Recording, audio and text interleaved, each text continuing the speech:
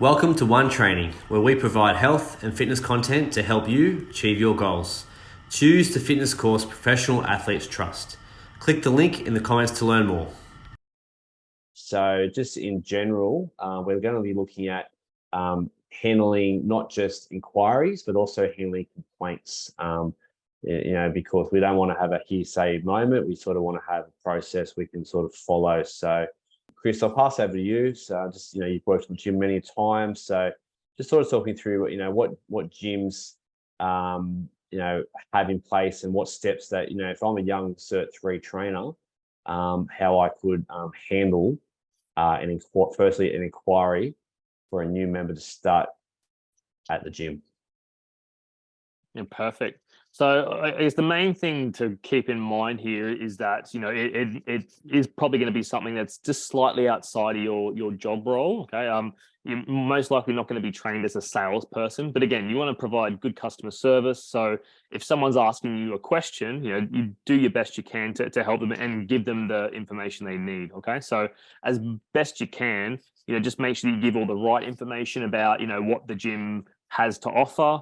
What are the prices for certain things? So, i.e., is there an extra cost for their certain levels of personal training or group sessions, or if they have other facilities there? Okay, and also the different levels of membership. So this could be just the different pricing between paying up front or weekly options, things like that. I guess that information, needs to be specific because you could, get yourself in a lot of trouble if you're kind of giving the wrong information or incorrect information.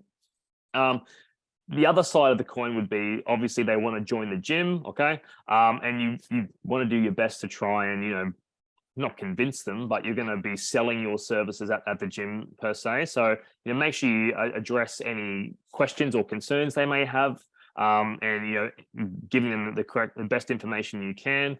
Also, maybe highlighting the options that are available to them. So maybe not sell them the most expensive option there, and maybe not give them prices that are monthly versus weekly if that's what their inquiry is about. Okay, and the last step, especially when it comes to sales, is that if there are specific terms and conditions around the membership, so if they have to cancel a certain way, if there are any specific fees or charges, these are easy ways to kind of ruffle someone's feathers by not mentioning them, especially when they see it come out their account. That these are important things to touch on, and the member has to agree to them before they sign up. So again, once you've kind of ideally addressed all that and given them all the help they need, they're happy to sign up. Okay, so make sure that you get all the correct details and make sure that you get someone else who's in that department, in the sales department, whoever it may be, to kind of follow up and make sure that they got all the help they needed and that we can sign them up as a member. That's the end goal. Awesome. However, though, my name's John, actually, Chris, and I've just got Jane here. So Jane's my wife, and she's just signed up with Fitness First. And as you would know, working on the desk there at Fitness First, you guys have been having a starter pack for all new members, and including a towel and a water bottle. I just want to make a complaint because, it's been 3 weeks in this pack, my wife still hasn't got this pack. So I just want to know that, how are you going to handle this complaint?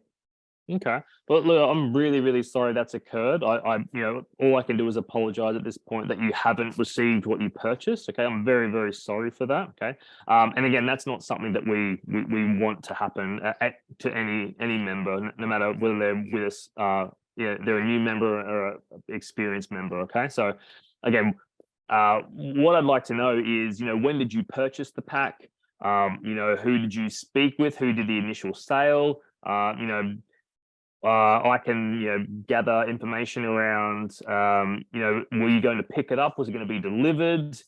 So, maybe there was an issue with we've taken the address down incorrectly or, something like that. Okay. I can definitely look into what's occurred from then on. If it was an issue on our end, if it's, maybe the postie who's delivered it or attempted to deliver it has, gone to the wrong house, things like that. I can definitely follow that up for you.